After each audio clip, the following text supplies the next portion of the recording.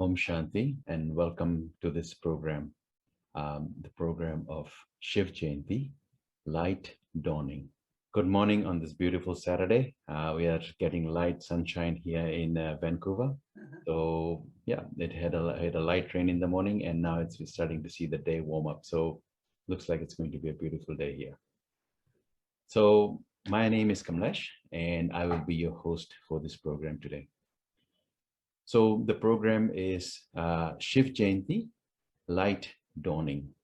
I would like Sister Claudia to welcome Sister Waddy.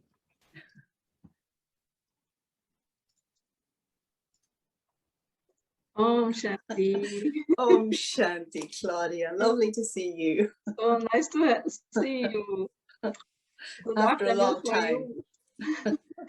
Yeah, good afternoon for you. And yes, quite long time since you came to Vancouver, right? Yes, long time. Yeah. So some rose for you. You are a rose, so we give you some rose. Thank you so much. Thank you for being with us today. I take the fragrance. Thank you. Om Shanti. So now we will see this video by Mindful Youth. So a little bit about the Mindful Youth. So they are range from anywhere from 12-ish to about 16-ish, that age range. So they are a young youth and they are involved. They get together once a week with their teacher, Sister Taran, and they work through different areas of self-help, self-development. They also work on projects. So there have been many projects they have been working on for, supporting, like we do videos, we do artwork, we do preparation for different programs. So these are projects we get them involved in. So they take care of these things and they, work on towards these. So we have a presentation from them. Om Namah Shivaya, Om Namah Shivaya, Om Namah Shivaya. Om Namah Shivaya. Om Namah Shivaya, Om Namah Shivaya, Om Namah Shivaya. Om Namah Shivaya. Om Shanti. Welcome to today's special presentation, The Story of Shivratri, brought to you by Cool and Creative Kids Meditation Group. It's written and spoken by the Mindful Youth.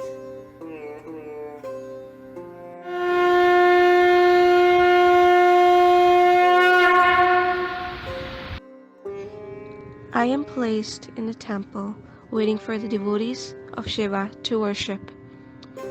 The 3 lines on my forehead represent my powers: power of will, knowledge, and action. I am a complete symbolic representation of the formless universe barrier. My oval-shaped form is a symbol of the universe, and the base represents the supreme power that holds the universe on it. Devotees surround me, chant the name of Shiva while pouring fresh milk over me, washing purity all over. I'm also surrounded with colorful flowers, making the air fresh and holy. I'm offered coconuts and sweets. People ring the bell above me and chant Om Namah Shivaya. It feels good seeing so many enlightened souls worshipping and remembering Shiva through me. Idak flower for Shiva, also known as Mandra Pushp, I am very dear to Lord Shiva. I am simple and plain and also very sacred.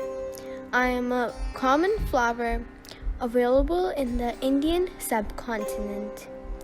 Idak flower am a white and a very beautiful flower.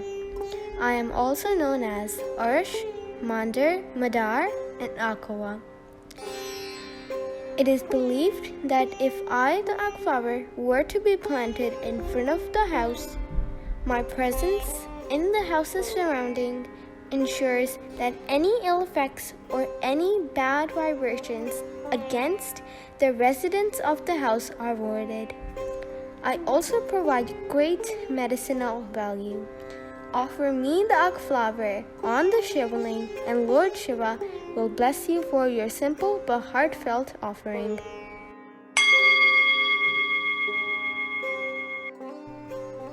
I am the great bay leaf, and I am used for the worship of Shiva. But why? Well, the reason for that is that many years ago, I was sleeping very soundly when suddenly I felt the weird sensation of being plucked off my tree. After a while, I realized that the man who was plucking me was a poor tribal man who had somehow gotten lost in the forest. Since he had to spend the night in the forest, and as you know, there are many wild animals there, he decided to climb up a tree. Since he was high on the tree, he had to be alert. But after a while, he started to doze off. He started plucking me and throwing me down as a meme to keep awake. Little did he know that there was a Shivlinga right there under the tree. As he was plucking the leaves and dropping them, he chanted, Om Namah Shivaya.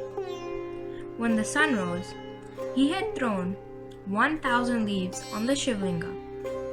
And this unintentional all-night devotion had pleased God Shiva very much. And thus, that man's tribe was blessed with divine bliss.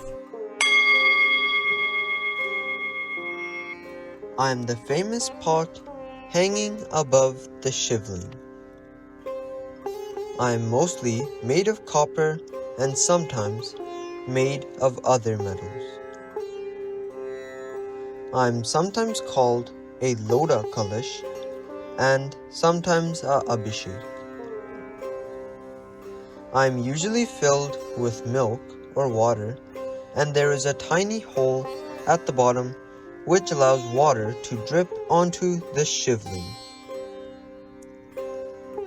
I represent the support of thousands of hands, in this case, the thousands of drops that are offered to Shiva.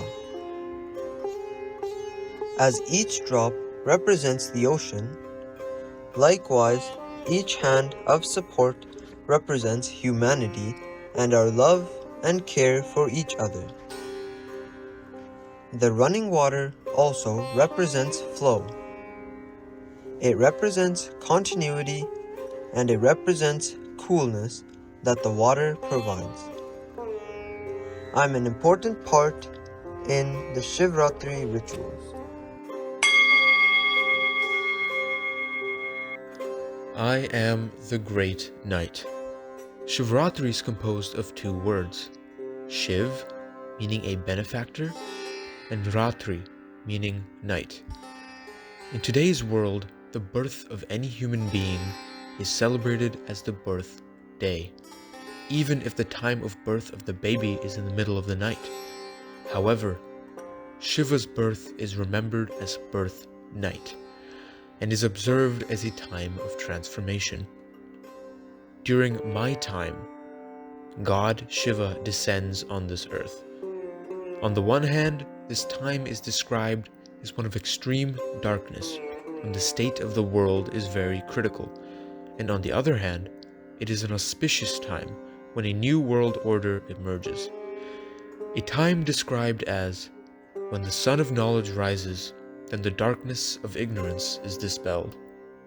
The darkness of ignorance is dispelled.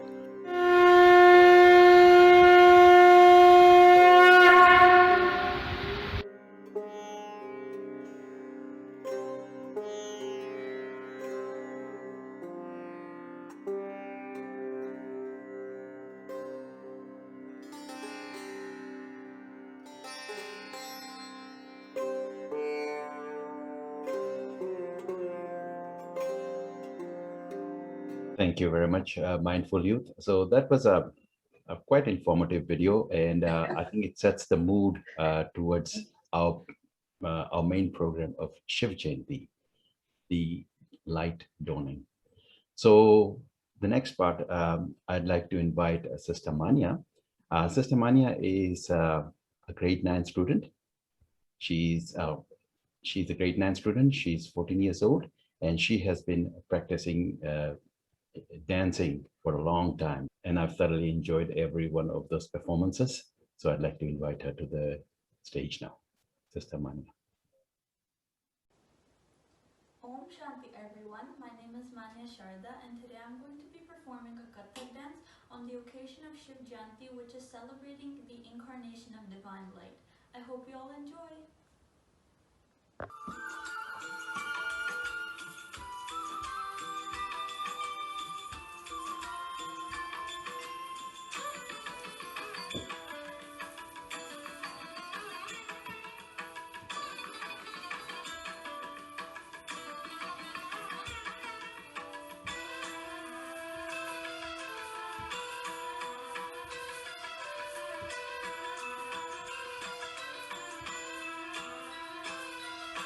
Shiv अनादि है, शिव अनंत है, जीवन मधुबन, शिव बसंत है, मधुबन का स्वयं श्रृंगार करता,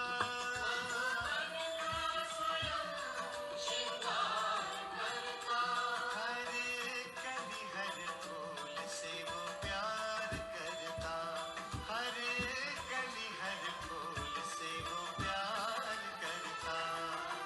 शिव अनादि है, शिव अनंत है, जीवन मधुबन, शिव बसंत है।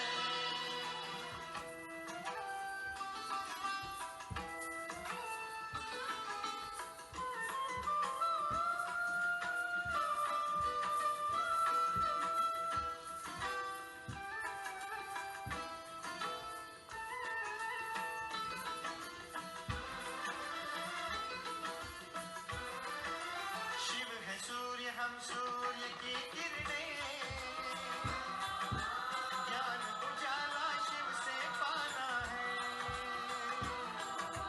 सत्यम शिवम सुंदरम, यहाँ वहाँ हम कितना ही भटके,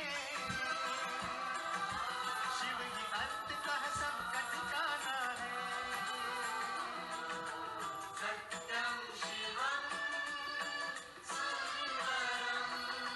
शिव समुद्र है, हम सरिताएं, मधुर मिलन के स्वप्न सजाए।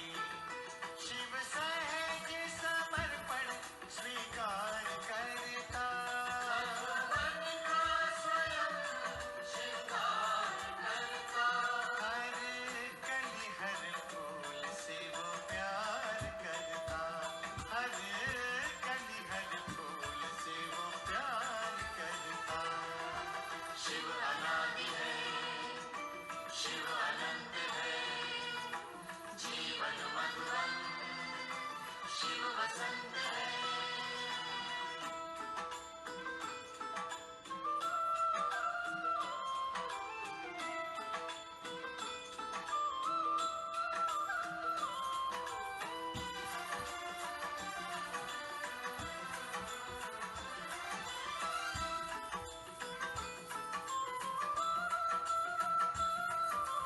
अजर अमर शिव पिता अजन्मा है,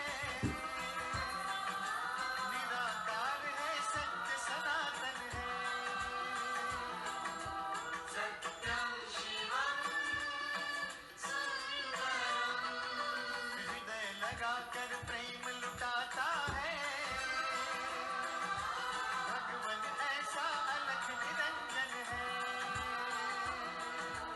सत्यम शिवम शिव विराट है, हम बिंदु मात्र हैं, शिव महादानी, हम योग्य पात्र हैं। बिन मांगे ही अनुग्रह वो उदार करता, स्वयं श्रृंगार करता, हर कली हर फूल से वो प्यार करता, हर कली हर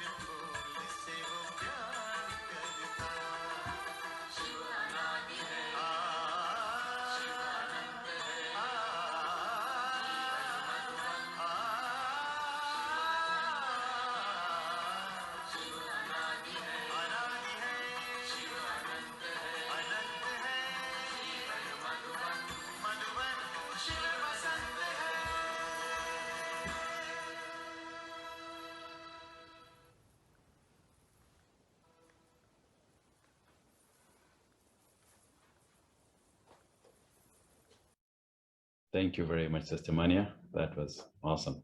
So now comes the main part of the event where I introduce Sister Waddy and we all get to hear her wisdom on Shiv Jayanti. So Sister Waddy, let me just pin her into the screen so you can see her as well. So Sister Waddy, or Sister Veronica, but we call her Sister Waddy.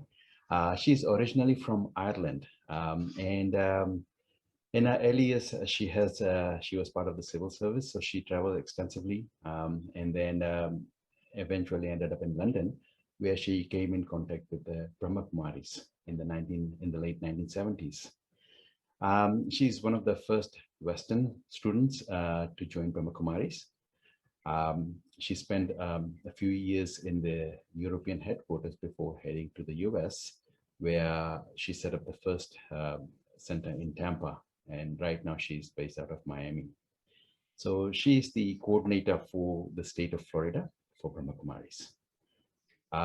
Sister Waddy is involved in a number of programs, including working with Images and Hopes program, where they interact with journalists and media.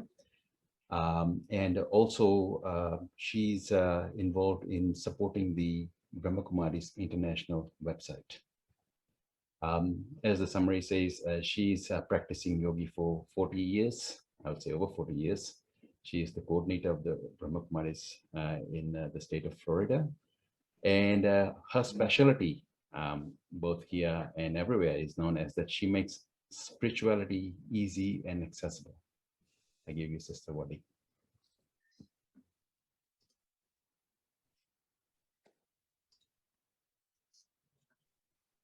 Thank you so much, Brother Kamlesh, and to our sister who just did that lovely dance, and of course the cool kids, and Claudia's lovely welcome and the flowers.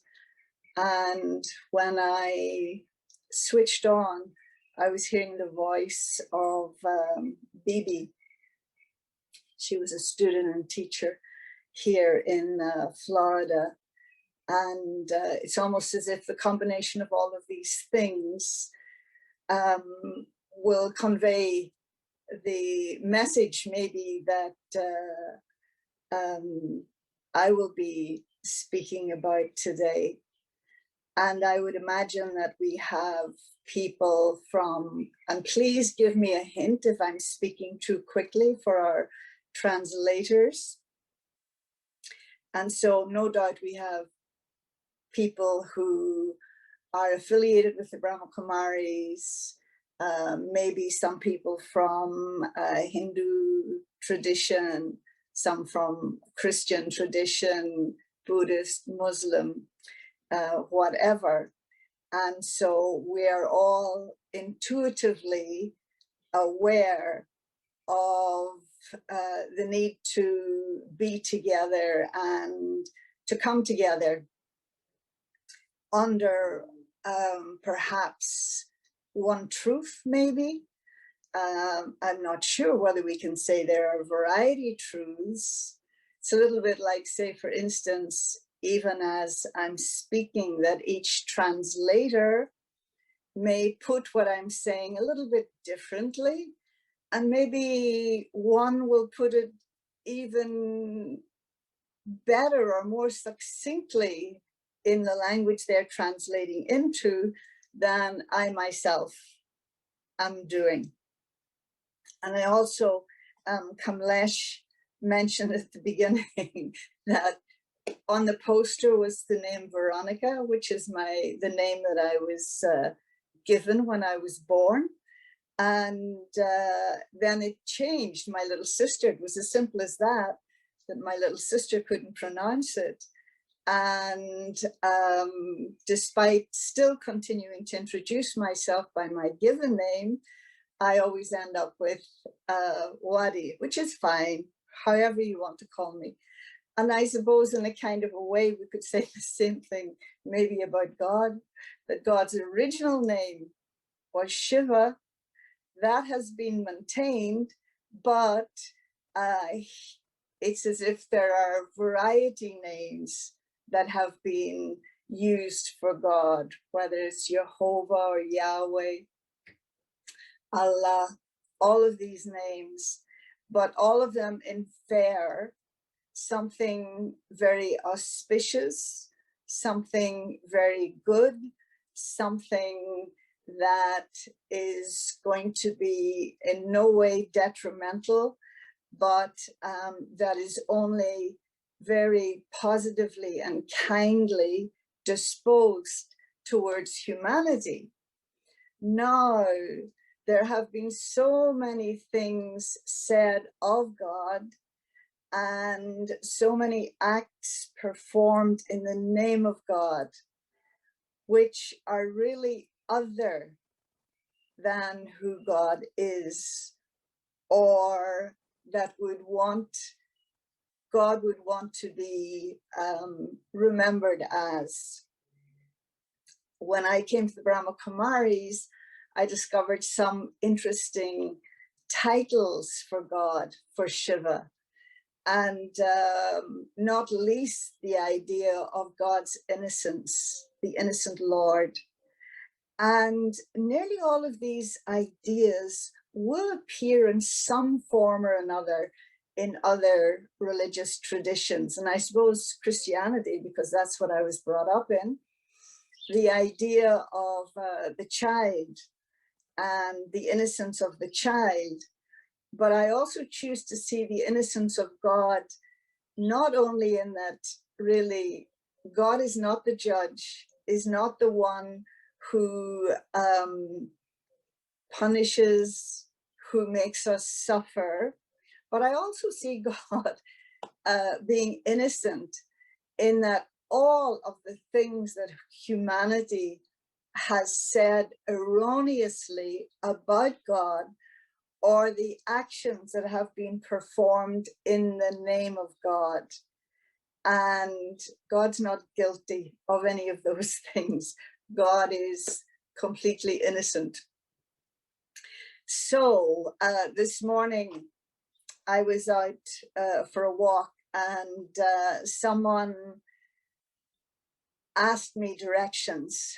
And when she asked me directions, I instantly picked up her accent and the country she was from, and she was surprised. But we got into a little conversation. And so she was telling me how she had been born into a Hindu family in the Caribbean, and that then she spent X number of years being educated by Catholic nuns. She had spent a number of years being brought up by a Muslim relative, and later on, she's now a doctor, and later on there was some large Jewish aspect to that as well. And so I was saying to her, you know, you have done in one lifetime what I know I have done in many, many lifetimes. And why I say that is because she now presents, she doesn't present as a Hindu, as a Christian, as a Muslim, as a Jewish person, but she refers to herself not in belonging to a particular church, but as a universalist.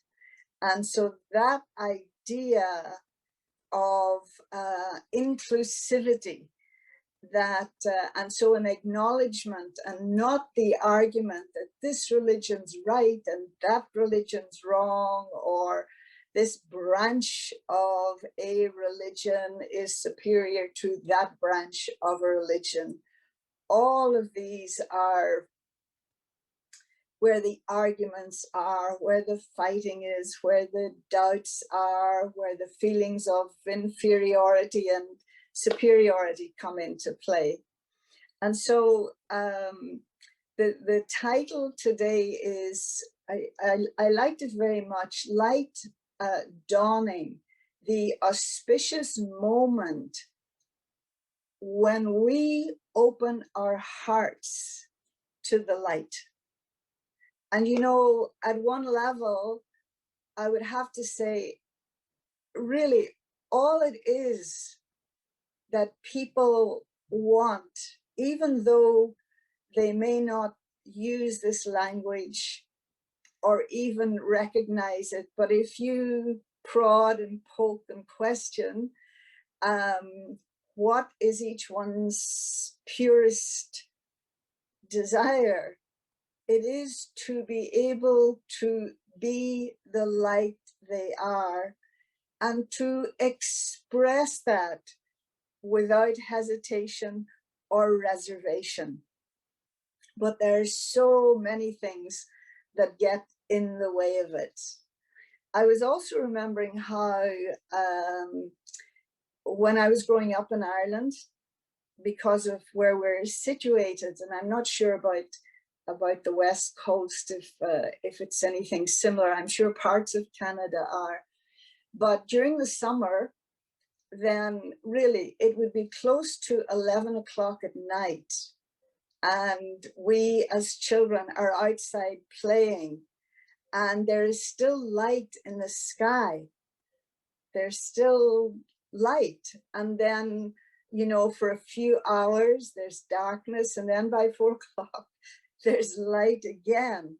And so at that time of the year, you're not going to praise the light so much. You just take it for granted. But then when we get to the winter, it's the opposite. It gets dark and miserable around about 3:30, 4 o'clock in the afternoon, and just gets darker and darker, and the morning doesn't come until maybe closer to 9 o'clock, something like that. And so there's a great appreciation then for those few hours that you have of the light. And I think that's maybe a little bit like where we are today, that you can look with one way of seeing, and it would seem that there is a lot of darkness. And if I equate sorrow and disappointment and heartache with darkness, then it's definitely been accumulating. And so are you, you know, why have you come to the talk today? Have you come because you already know, in a sense, what is going to be shared? Is it something in your heart's desire, something maybe that you feel that you're looking for? And you know, there's one thing where we have all sorts of desires. We're human beings, we have desires, but you know the difference in those desires that can instantly and easily be satisfied. All you need to do, if it's a taste you're after, or some adornment, all you have to do, hopefully with money in your purse, is go to a store. Or maybe you want company, and now of course we want company much more because we have been deprived of it because of the pandemic. But still, you know, you can get on Zoom, you can pick up your phone, and you can call a friend.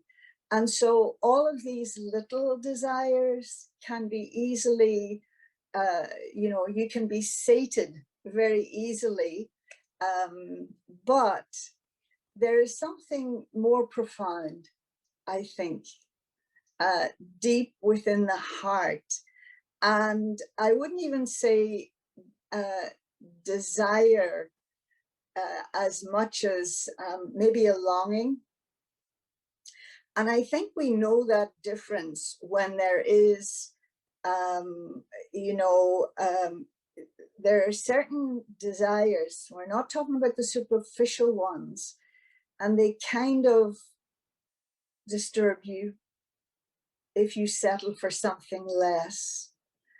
And so perhaps in the same way that I'm seeking something more profound or something deeper, you know, some kind of a resonance. There's a vague recollection in Bibi's commentary, she mentioned about the earliest illness, and that we're all suffering from a kind of amnesia because all of these other identities have been superimposed upon us.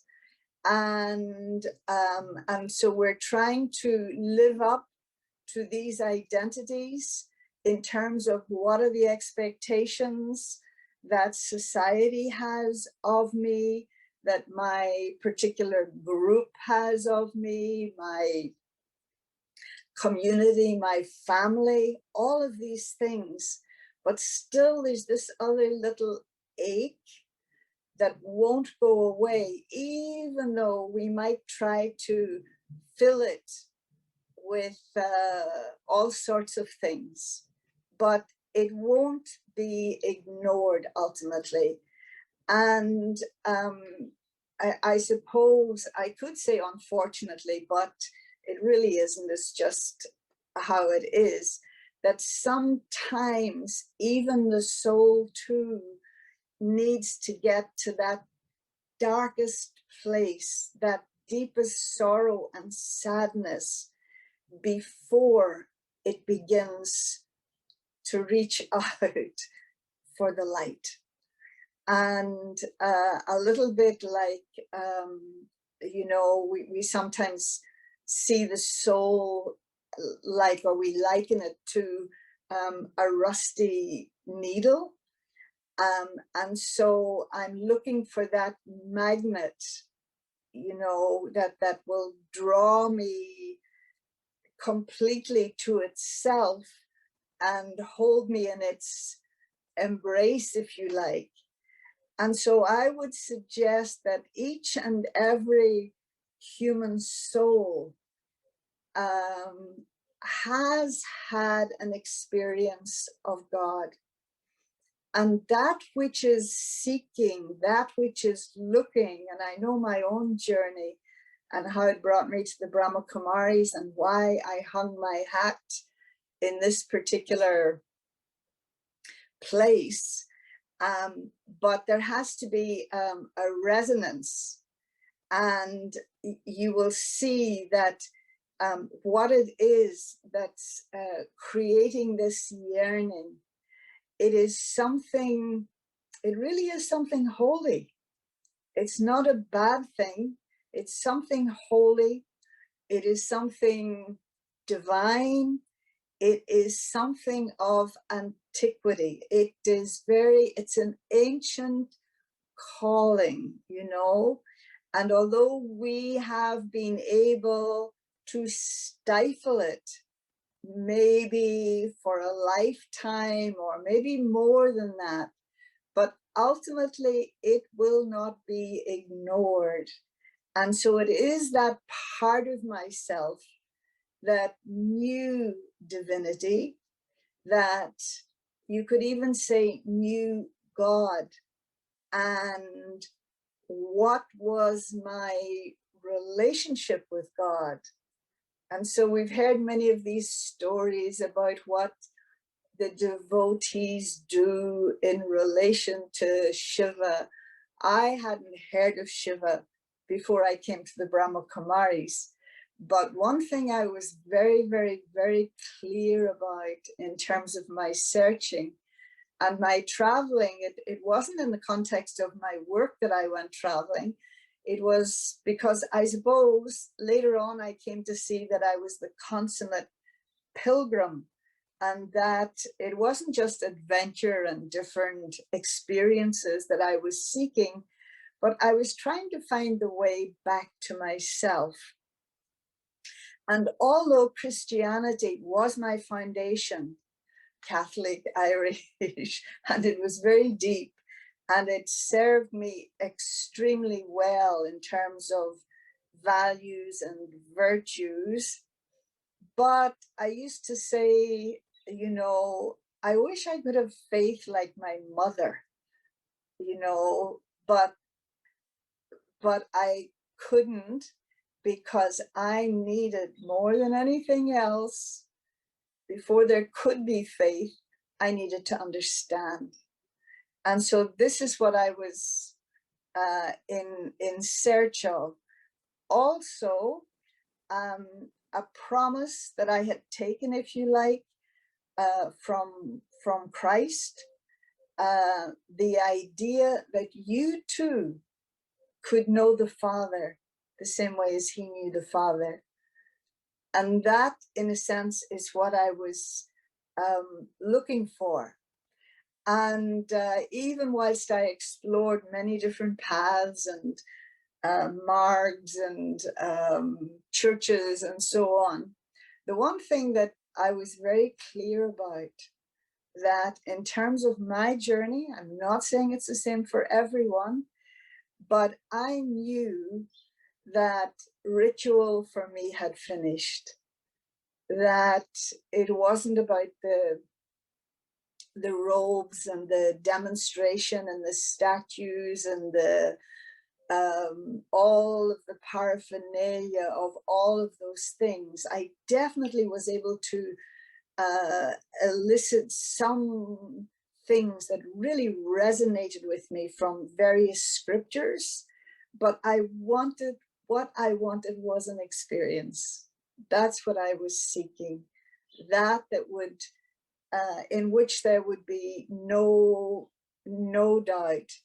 And when I would go to various places and they would say, for instance, let us pray, then I was looking for the exit, not because of any arrogance, but I do believe that every soul carries a knowing, you know, and it's not informational. It's not at the level of information. It's not even that anybody taught it to you, but there's just some things that you intuitively know.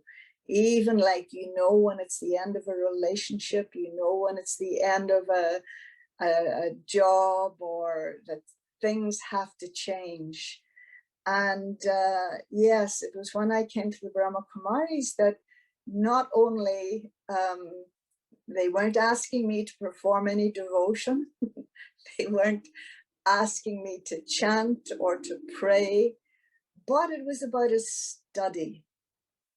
And the essential study was about your own self and about God in the context of eternity, not just this one lifetime. And it was further shown to me the importance of this little period of time, these few hours of attainment in which there can be major transformation.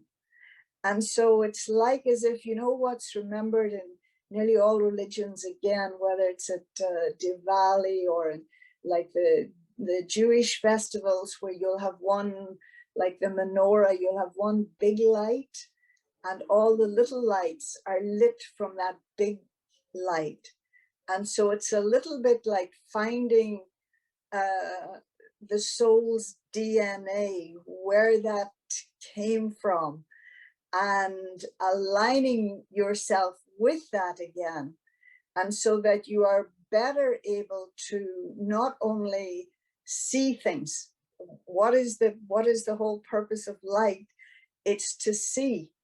And so to see things, we sometimes say that you have the addition of a third eye, or they talked about the 3 lines on the Shiv Lingam, but that you see from a different perspective.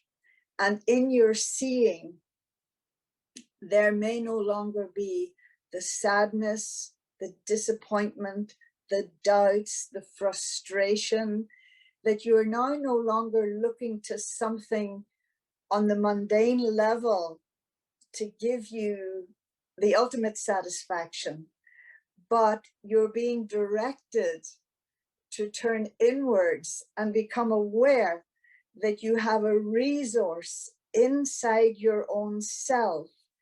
And as you begin to, you know, look at that, it's like as if there's like a direct connection. There's like a beam of light that will pull you back to the very source itself. And so in that way, this aching in the heart, this longing is quenched, and you are better able to see what your life is for. And no matter how plain or ordinary or what religion you belong to, you are encouraged to discover that even you, the least of these, as is sometimes mentioned, have something to contribute. And so the contributing it's not a material thing, although it could have that aspect to it, but that what you have to contribute is you and who you are. And when you're living in the light and you're connected to and you're guided by the light, then that's the emanation as well. And that becomes the gift that you give others, in a sense, not that you ultimately can give anybody anything.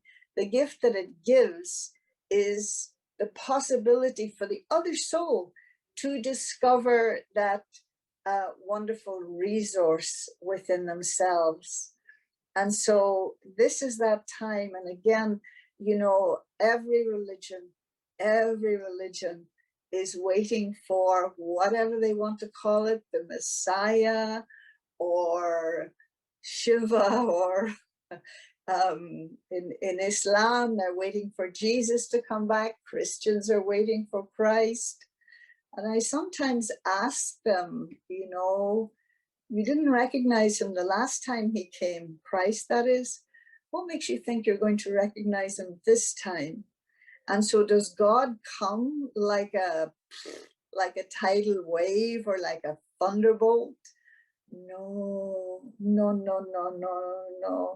God is so subtle, is so other than what we know in the world that constitutes dramatics. You know, God is not dramatic in that way.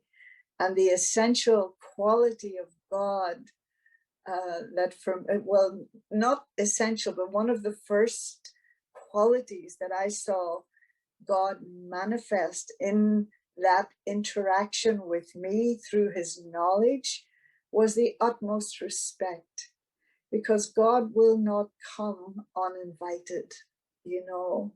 And so if the heart is it could be aching because something unpleasant, there's sorrow, there's loss, there's all of these things, there's the dark night of the soul. It doesn't have to be that, it may not be that dramatic. But if there's just that yearning, I want to know you, then the innocent Lord automatically opens up, but in a very gentle way, will not come uninvited, will not impose anything. But it's like when you've indicated, I'm ready, my heart's open to the light, then the light will shower you. So that was just a few things that I wanted to share. And thank you for listening, and thank you to the translators. Om Shanti. Om Shanti. Thank you very much, Sister Waddy. There's some interesting points we picked up, and I think one of the interesting things was, I love the story about your self-discovery and your journey. And I think it's a tradition. Many cultures do that. Is they pass experiences through stories, and knowing through your experience, hearing your stories, then we hear your experiences, and it almost felt like we had, at least I felt that I had lived through them, or at least I got an essence of what it felt like to live through those. And then, when you mentioned the weather, it's not too different over here in Canada either. I mean, we get some short days in the winter months. It's nice. It's every day we are getting additional light. So it's lovely, because I do come across that, and we find it pretty, depressing when it comes to the winter months. Yeah. And you also mentioned about we all have means to contribute, right? So, I think that's a very essential point, because often, because of different cultures or the different upbringings or the filters that we may have grown up with, one of the challenges we sometimes face is that we do not know, we feel that we may not be contributing at all. And I think that you highlighted that even that just being aware of it makes a contribution. Yeah. So, and I mean, when you think about it, we are all part of the universe. And because each particle in the universe makes the universe, that means each particle by default has a means of contribution. Right, and is needed. Yes, is exactly. needed. Yeah. And that the game can't continue without you, and that we all need to be part to the extent that we complete the story. I was listening yesterday to it was to do with something to do with Irish culture, and I was intrigued when the author of this particular book said in the middle of it, about his research, and it was to do with language. And, there's like a whole, what do you call it? There's a whole mythology. There's a Celtic mythology. And he was equating so many of those gods and goddesses in Hinduism with the ones that you have in the Celtic tradition as well, and that where it even appears in the language. And so this thing of, the unity, and I feel that more and more souls are opening up to this, more and more. Absolutely. Yeah. And that was, and I think the crux of today's discussion or today's meeting or today's celebration is part of the time of awakening. And yes. I think even in my journey, that was the thing, is who is that supreme, or what is that light, or what is that personality that I would like to connect with, that overshadows everything else. So that is I think that has been a part of a number of our journeys in this process.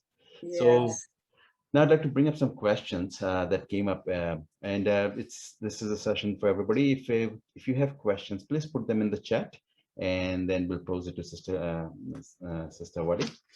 So one of the questions, it came from the early, I think, first couple of lines. It said, you described God as innocent. Mm-hmm. That was an interesting concept. Can you elaborate on that a little bit? And why do I think the intent is not to make it sound like a negative thing, but what is that factor that makes God innocent, or what is it about God that's innocent? Oh, that's beautiful. As I say, this had not been something I had heard before, but then when I think about it, you have the same idea in Christianity of the child, and you also have this same idea of being born at midnight, which is true for Krishna, for Jesus, for Shiva, etc. But the innocent Lord, in the sense, many people have been taught, and I think your own deep heart knows better, have been taught that God punishes. And even as little children, God's watching you, God sees what you're doing. And so then what evolved from that was fear of God, that God's seeing me do something and that God's going to punish me. And in this way, I always say, God cannot see beyond his own brilliance, meaning beyond his own light. That because even, and when I realized this, it was from sitting in meditation with others, and the awareness that when we're in that soul conscious stage, then no matter what the other person has done or has been or whatever, you only see their goodness at that time. You only see their light. And if I, as a mere mortal, can do that with another human being, how much more so God? So God, it's not that God is unaware, but that God does not react. God is not reactionary, you know, and God doesn't look and see where I've screwed up, so to speak, where I've made mistakes, and mostly they're mistakes rather than deliberate transgressions. But God knows me, as mentioned, in the context of eternity. And so he knows my original nature, and he knows what I'm going to become. So he doesn't get caught up in the detail of, you know, my karmic situation in the present, which keeps me earthbound in a sense. But that, and because he looks at me with that vision that he's innocent of my negatives and my defects, then I respond to the way that he sees me. Okay. And so I'm in that way. And then the other thing, just very briefly, is that what I was pointing out is that God has been accused of so many things, you know, that God let this happen, God did that, God made this one die, God let this one win the war, whatever. None of those have anything to do with God. So in that way, I say God is innocent as charged. He's been charged with many things, but he's innocent of all of those. Yeah. It's almost like I guess his role is that he sees potential where others see, you know, probably a short term. So he sees the full picture, and having the 10,000 feet view presents a different perspective on things. Yes, absolutely. Yeah. Absolutely. So another interesting question came through is, you know, you mentioned about the winter months, and how does one become enthusiastic during the winter months? Or, you know, I would rather put this in brackets. It says, or the winter months of life during the challenge times. Yeah. Well, I think that this, and I know you're not referring to the weather. I don't imagine you're referring to the weather. No. I think that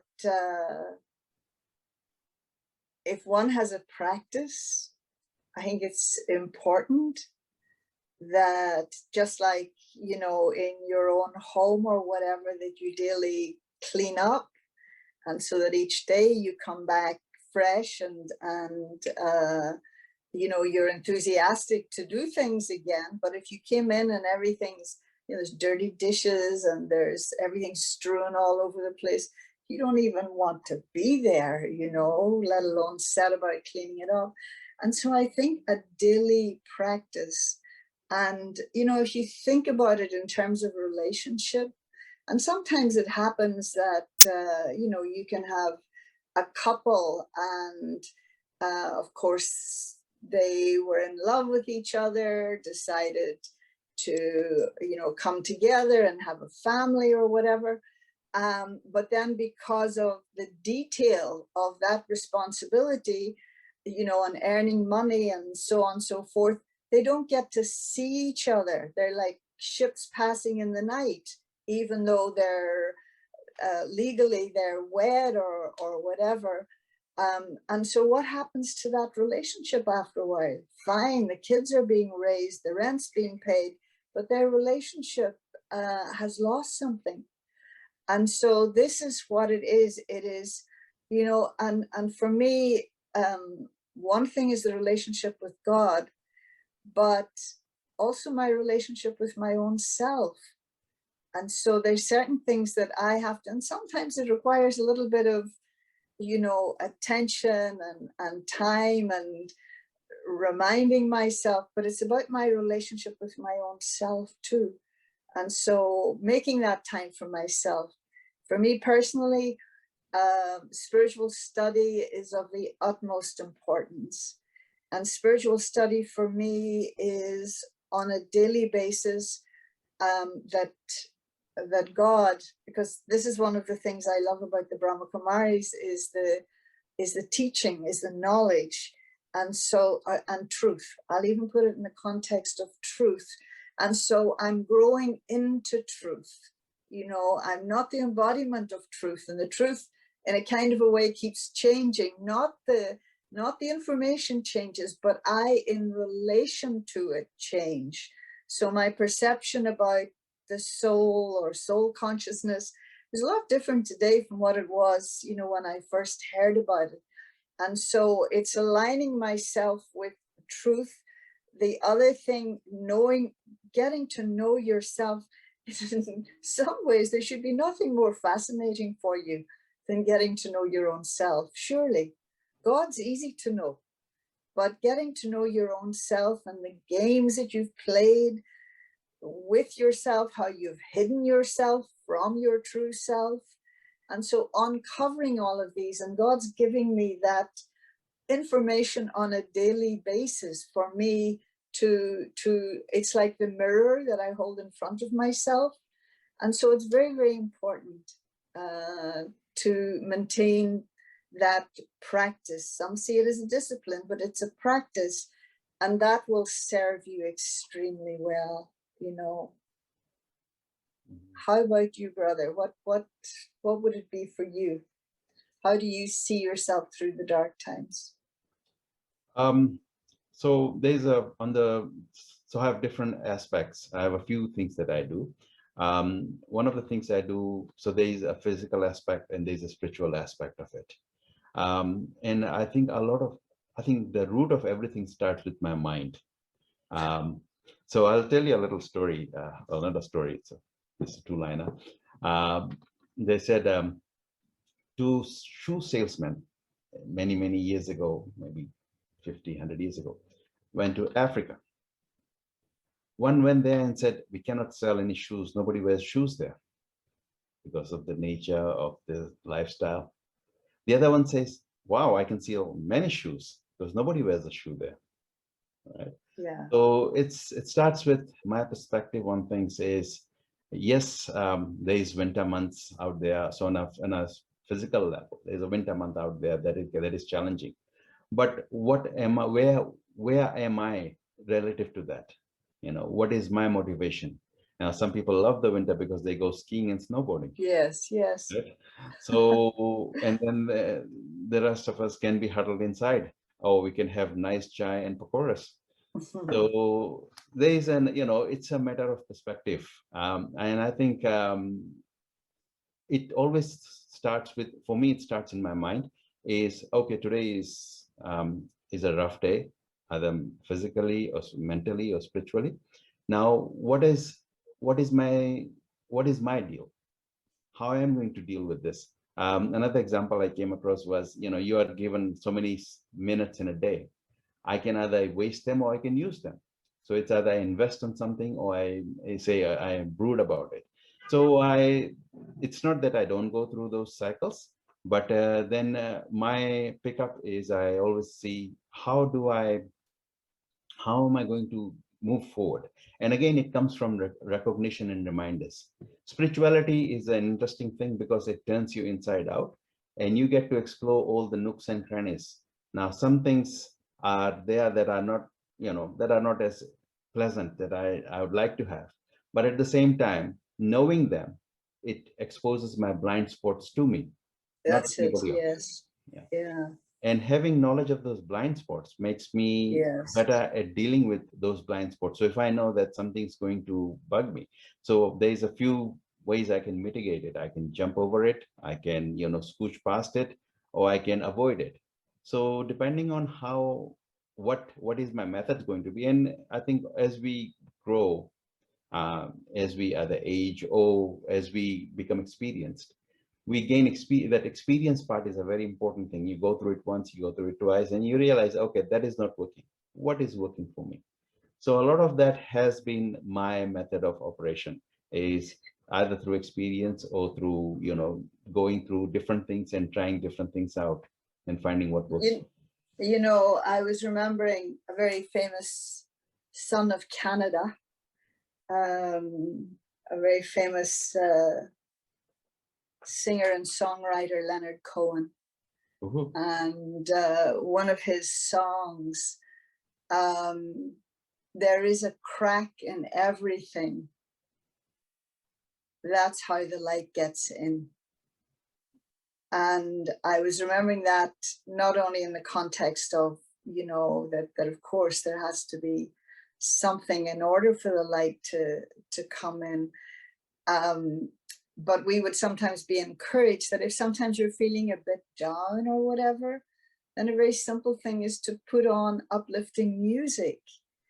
And I think if there's that intentionality, rather than just say wallowing in my sadness, because that can have its own attraction as well, you know. But if I really want to get out of it, then music would be one of the things for me. And the other thing is very important, is company. And, you know, what's that expression? Misery loves company. But misery loves company that's like itself. But if I want to be in a good space, then that's the kind of company I'm going to seek. And so who do I call? And I often find that, you know, what I've seen happen many, many times is, say, when people are going through difficulties, and I'm talking about people who would be practicing meditators, and something's gone wrong, and they will either come to the center to sit in the meditation room, or they'll call the center. And to me, that's like your intention is going to garner results, because your intention, it shows me that you have the intention to finish this thing, either by coming here or by calling the center. And so that's the thing too, it's the speed with which maybe we can be free of something. Because then, and in my life, and I'm sure it's the same for you, brother, as well, that okay, we can do the math and say, you know, 1 + 1 = 2, but there's another energy, you know, that you almost can't account for, but I depend on. You know, it's not something tangible. This is what I say, that is God. It is there. How to harness it and show it to people, I don't quite know, but some people would call it magic. And so I always trust in this other element. I can't resolve this situation. It's beyond my capacity at the minute, you know, but I trust. And so I think trust is a very, very important thing, that's kind of, you know, where the light can come in. You know, I was reading or I was hearing not so long ago, there's a situation with someone who was accused of having killed his wife. He didn't actually, but anyway, he was put away and he spent maybe about 20 years in jail, missed the growing up of his son because, you know, the evidence had been withheld, etc., and so on and so forth. And so he was sharing his experience, you know, and how he got educated further in prison. And then one night he said he wasn't religious or anything, but he was just at the end of his tether, and he called out to God, you know. And it was very interesting. The experience that he shared was something similar to the experience I had when it was that first profound interaction with God through meditation. And then all he did was ask, and the light came, suffused the cell he was in. And then at the end of it, you know, when finally everything came out through this organization that you're probably aware of, where they know that many people are in jail who didn't commit the crimes. And so that pro bono, they work to releasing them, having them released and proving that they didn't commit the crime. And, you know, you would think that having spent all that time in jail, not only having lost his wife, but his son and everything, that he would have had a chip on his shoulder. And no, that wasn't it at all. Because of the experience with God, he had no animosity towards the people who had imprisoned him or any hatred. And he simply said, I'm just a better person because of it, you know. And so I think this is the thing that, you know, just ask God, you know, sincerely, and that light will come. Light and life. Yeah. So somebody else commented on that. I think relative to that is, if God is 100% love, there can be no malice, right? That's So right. yeah. And then there are other comments coming through. They are saying, thank you, Sister Waddy, for the personal experience. So enlightening, personal, beautiful clarity. And then another comment came in, beautiful and very insightful talk. Thank you, Sister Waddy, with love from Florida. Oh, you're so nice. So I think that you have got some people from home joining there as well. Well, what they're telling me is that it is also their experience in a sense, no? I think that's Yeah. the success of a good story, is when people are able to connect and see it in themselves. Yeah, that's it. Yeah. All Isn't right. that what God does for you, no? Yeah. Yeah. So I'd like you to continue that story in the form of a guided meditation now. Okay. Yeah. Okay. Let's do that.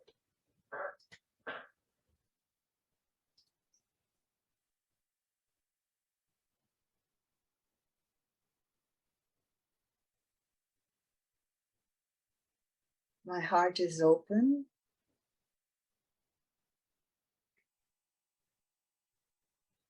I trust.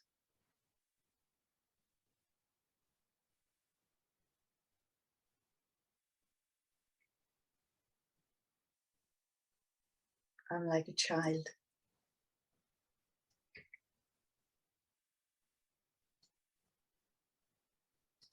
Both innocent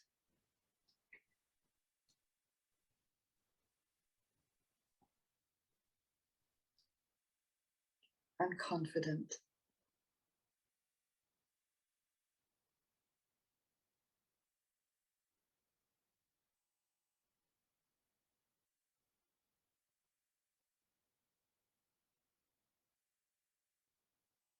Everything is quiet.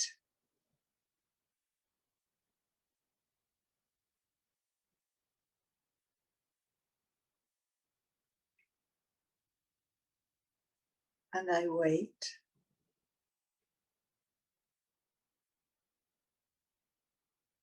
Not even so much in anticipation,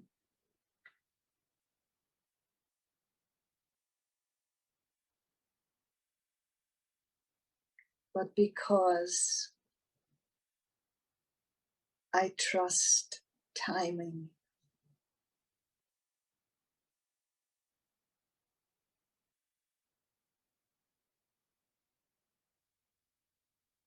And at the right time,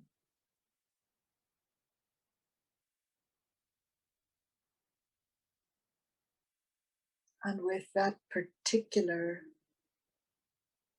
heartbeat, a space opens up.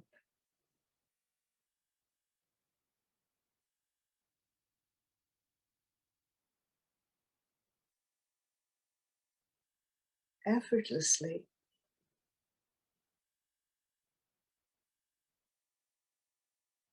I had let go of the mundane.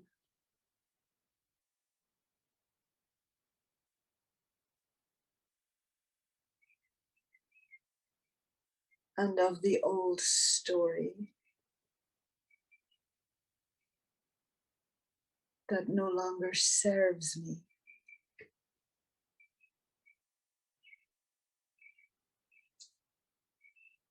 And there's a lightness.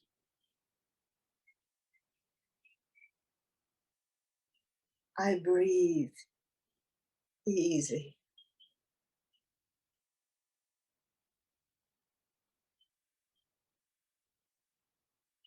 And everything falls away.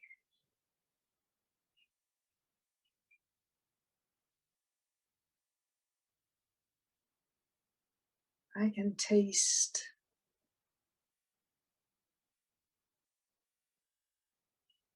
the possibility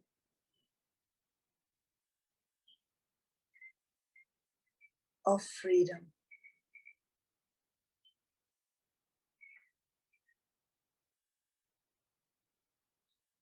and of expansion.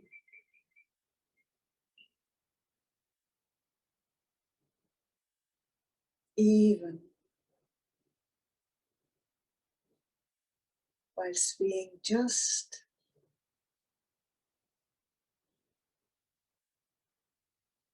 a tiny spark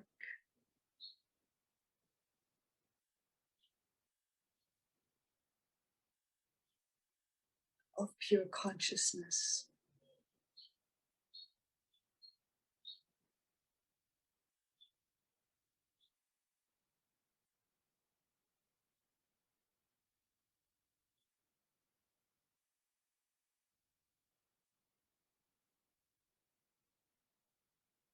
No borders,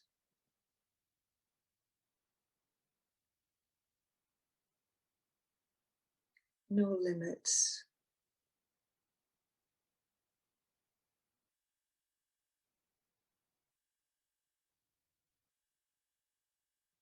And from the depths of my being,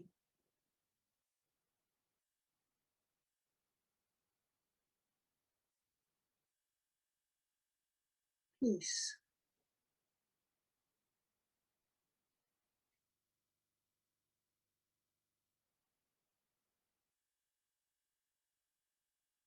And it creates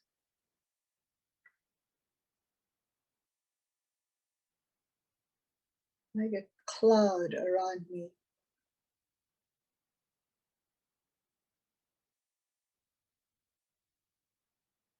And I float.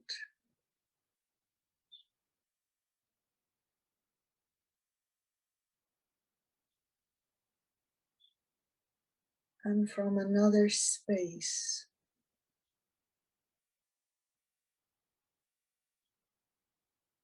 a pull,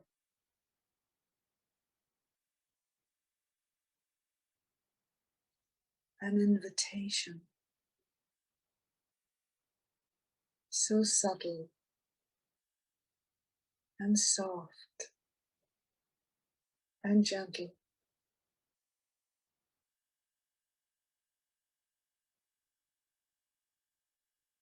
to the light.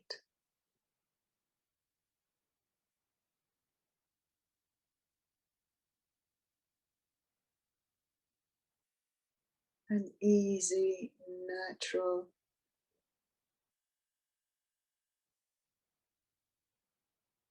enfolding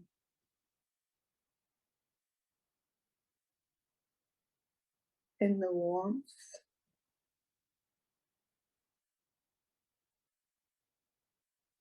and brilliance of this love-filled light.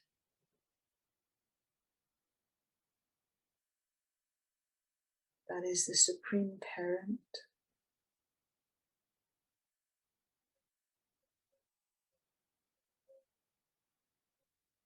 and friend.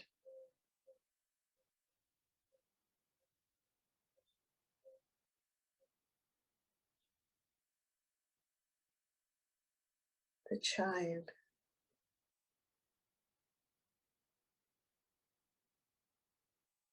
has reached home.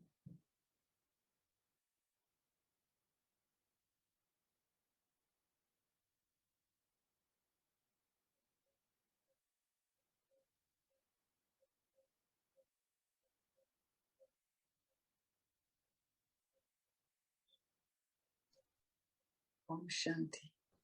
Om Shanti. Thank you, Sister Waddy. Thank Now, you, Kamlesh. no problem. Now, I'll ask Sister Waddy to just do a meditation, and we will play the music in the background.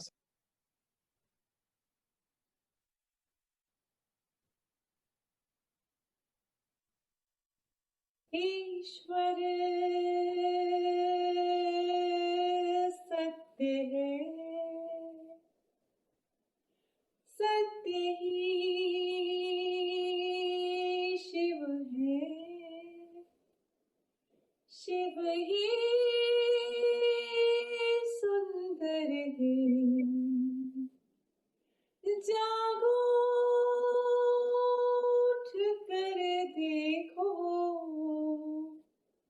जीवन ज्योत उजागर है। सत्यं शिवं सुन्दरम् सत्यं शिवं सुन्दरम् सत्यं शिवं सुन्दरम् सुन्दरम् सत्यं शिवं सुन्दरम् सत्यं शिवं सुन्दरम् ईश्वर सत्य है सत्य ही शिव है शिव ही सुंदर है सत्यं शिवं सुंदरम् एक सूर्य है एक सूर्य है एक गगन है एक ही धरती माता दया करो प्रभु एक बने सब दया करो प्रभु एक बने सब सबका एक से नाता राधा मोहन शरणं सत्यं शिवं सुन्दरम् सत्यं शिवं सुन्दरम् सत्यं शिवं सुन्दरम् ईश्वर सत्य है सत्य ही शिव है शिव ही सुंदर है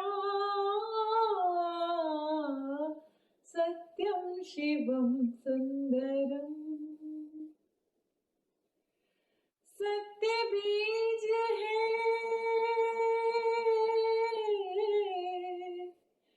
सत्य बीज है अंकुर है शिव सुंदर फूल हजारा दया करो प्रभु फूल बने सब दया करो प्रभु फूल बने सब सबका मन महकाए राधा मोहन शरणं